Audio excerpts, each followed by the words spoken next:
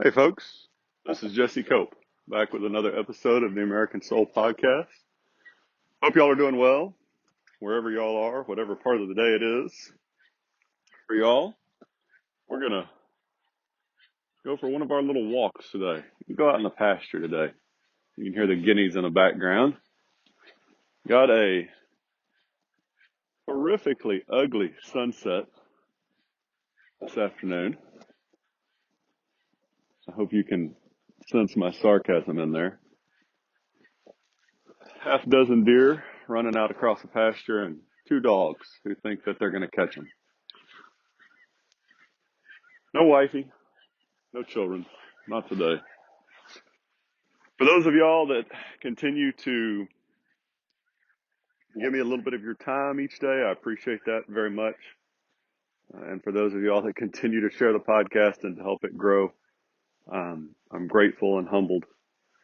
Just want to make sure that y'all always know that. I don't say it out of rote, but I truly do appreciate it, and I truly am shocked.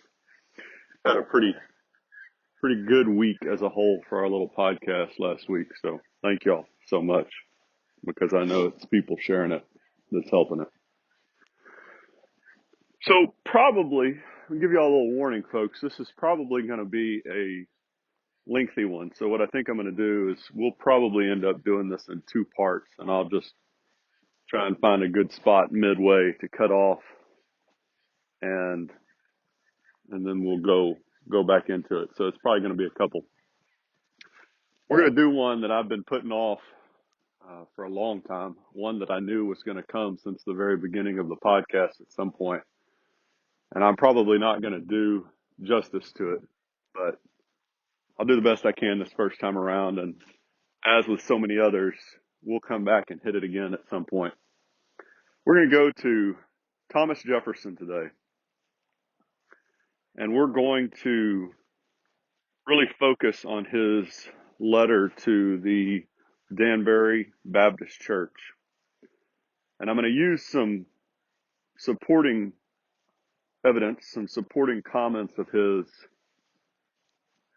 to really show folks just how egregious, how immoral, how malevolent or ignorant or both the separation of church and state rulings, because it's really a group of rulings, folks. That first one, the separation of church and state, really set the stage, but then we've continued to kick God out of institution after institution, and it just simply was never what was intended by our founders or even by Jefferson. And we never should have obeyed it.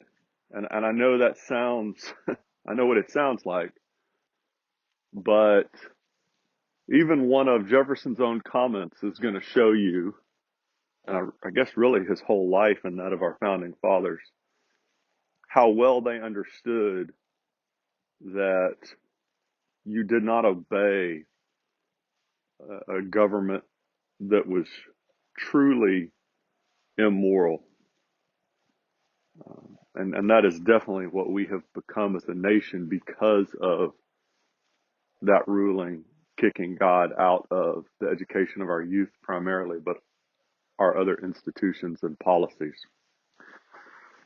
So we're going to start actually not with the Danbury letter itself, but we're going to start with a couple other pieces of information that I think kind of set the stage. If you don't know Jefferson that well, he was a jack of all trades: author, architect, educator, scientist, gardener, uh, huge gardener, folks. If you don't know anything about it, if you ever get the chance, I have never had the chance to go to Monticello, which was his estate, but he's got, I believe, 1,000-foot garden that he worked on. And one of his quotes was something along the lines of, I believe it was his, I may be misattributing it here, folks, but I'm pretty sure it was Jefferson, said that no man can benefit his country better than one who creates a new species of vegetable or garden plant of some kind. So he had a real high, as did quite a few of our founders. Washington was very big into agriculture, ahead of his time in a lot of ways, and worked a lot with mules, development of mules. And so our founders had a huge respect for the contributions of agriculture and the men and women who pursued that. And we've definitely lost that. And that's been another thing that the left has, as a person, I'll just leave it at that, long, long ago in my life, who I was pretty close with. And they made the comment one time that there's really no point. We weren't a agriculture society anymore, and we really didn't need to be. That wasn't something that was any good for our country. And they leaned pretty dramatically to the left. And that's something, folks, that really the left has done a good job of convincing us that we don't need agriculture, that that's for the peons and the peasants to do. And that's nothing that we should be concerned with. And that goes directly against our founding fathers, many of them, their opinions and their actions. And then Jefferson, President of the United States, obviously served in quite a few other roles. The list is too long. He introduced a resolution in the Virginia Assembly calling for a day of fasting and prayer. That's something that we don't talk about very often, but a lot of these back in November, and we'll probably do it again this year, when we read through a lot of those letters about fasting and prayer and humiliation, it was a big deal. It was something that the entire nation got together to do, to seek God's forgiveness and to fast, not to eat and to pray and to focus on God throughout that whole day. And they did it multiple times over and over again at good events, when the country was struggling, when we were fearful. And so it's kind of interesting that this man that's been used by the left so frequently to demonstrate how we need to kick God out of our public life was the one in Virginia that introduced it. And then the Declaration of Independence, of course, July 4th, 1776. A couple excerpts. When in the course of human events it becomes necessary for one people to dissolve the political bands which have connected them with another, and to assume among the powers of the earth the separate and equal station to which the laws of nature and of nature's God entitles them. Just a little side note, we've talked about this with Blackstone before, folks. That's a direct reference to, at that time period, direct reference to God the Father of Jesus Christ, the Christian God, the only God. We hold these truths to be self-evident, that all men are created equal, that they are endowed by their Creator, again God, with certain inalienable rights, that among these are life, liberty, and the pursuit of happiness. Amazing that life's the very first inalienable right, and yet we've slaughtered over 60 million of our own babies. We, therefore, the representatives of the United States of America in General Congress, assembled, appealing to the Supreme Judge, capitalized again in reference to God, of the world for the rectitude of our intentions, and for the support of this declaration with a firm reliance on the protection of divine providence, again, reference to God, we mutually pledge to each other our lives, our fortunes, and our sacred honor. It's, even if that's the only evidence that you had from Jefferson, considering he was the chief architect of the Declaration, that would be more than enough to stop the nonsense of these Supreme Court judges back in the 20th century, if they had any real honor and integrity at all. The fact that God, and it was obviously, folks, it was blatantly God the Father of Jesus Christ, the Holy Spirit. There was no ambiguous nature about that at that time period. So to then make a ruling that says, well, we're going to kick God out of society, out of our public policy. I mean, as I say often, it's just gross ignorance of history, heritage, or malevolence. And maybe at this point it doesn't even matter anymore, but something about the Marine Corps in the back of my mind keeps rattling around. You need to know your enemies. So there is a reason to know whether it's gross ignorance or malevolence. At least today there is, for sure. This is a lot of this, folks. a big chunk of this, most of it, is coming from America's God and Country Encyclopedia of Quotations. Now, that's not to say you can find it other places. Obviously, that stuff I just pulled from the Declaration. The information that I got on Jefferson, you could pull from so many sources, it's impossible to list. I'm just giving you my particular source, which is pretty well referenced. Shortly after the signing of the Declaration of Independence, a committee was appointed to draft a seal for the newly united states, which would express the spirit of this new nation. Thomas Jefferson proposed the following: the children of Israel in the wilderness, led by a cloud by day and a pillar of fire by night. Shocking to me that Jefferson, who's supposed to be this big advocate for kicking God and Jesus Christ out of our public institutions, out of our courts, out of our education, when he proposed a seal for the United States that would represent this new country, talked about God the Father, Jesus Christ, the leader of Israel, and how he led the children out of the wilderness after Pharaoh kicked them out of Egypt. Obviously, the implication there is, folks, if you don't see it, is that it was God that was leading us as a country, and that's who we would look to by day and by night. So just kind of keep those two things in the back of your mind for this next little bit, because again, really all you need is the Declaration, but that proposal of the seal also really just, there's no way, folks, no way that Jefferson was looking to kick God and Jesus Christ, his son, out of our public institutions in the United States. So this next little excerpt is coming straight out of America's God and Country Encyclopedia. On January 1st, 1802, Jefferson wrote a letter to the Danbury Baptist Association of Danbury, Connecticut, calming their fears that Congress was not in the process of choosing any one single Christian denomination in order to make it the state denomination, as was the case with the Anglican Church in England and Virginia. In his letter to the Danbury Baptists, who had experienced severe persecution for their faith, Jefferson borrowed phraseology from the famous Baptist minister Roger Williams, who said, quote, "The hedge or wall of separation between the garden of the church and the wilderness of the world, God hath ever broke down the wall."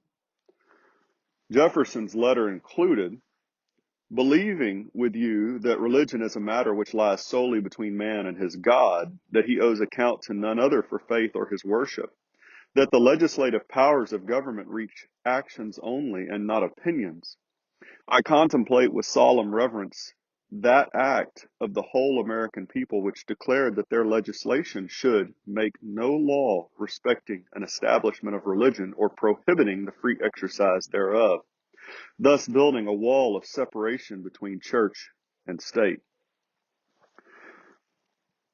That was the quote from Jefferson's letter. This is continuing in America's God and Country. This personal letter reassured the Baptists that any government's hands were tied from interfering with or in any way controlling the affairs or decisions of the churches in America. Thomas Jefferson did not sign the Constitution, nor was he present at the Constitutional Convention of 1787. Neither was he present when the First Amendment and religious freedom were debated in the first session of Congress in 1789, as he was out of the country in France as a U.S. minister. Due to his not being present to hear all the comments of the Founding Fathers regarding the First Amendment, Thomas Jefferson had to rely on second-hand information to learn what had transpired in that first session of Congress. This rendered his letter to the Danbury Baptists, which was written 13 years after the First Amendment, ineligible to be considered a first-hand reflection of the intent of the constitutional delegates. There's so much there, folks. As I said, this was going to be lengthy, and I'll probably have to cut some stuff out this time even to get a two-part podcast in. And we'll come back to it, as I said, muscle memory, the Marine Corps, what I say so often, folks, here for those of y'all that listen to the podcast. So, where to start? First off, Jefferson was assuring this pastor that the state was not going to pick one particular Christian denomination over another. He was not saying that the government was not going to follow God and the principles of Jesus Christ. And if you know anything about Jefferson's other quotes, he was big on that. He made that comment multiple times that that he was a Christian in the truest sense and that he followed the precepts of Jesus Christ. He said that time and again. And if we have time, we'll get to a few of them today. But so he was not saying at all that that they needed to kick God out of public institutions. Go back, remember again, he was the one that instituted the day of fasting and prayer in Virginia Assembly, and he called for it numerous times as president.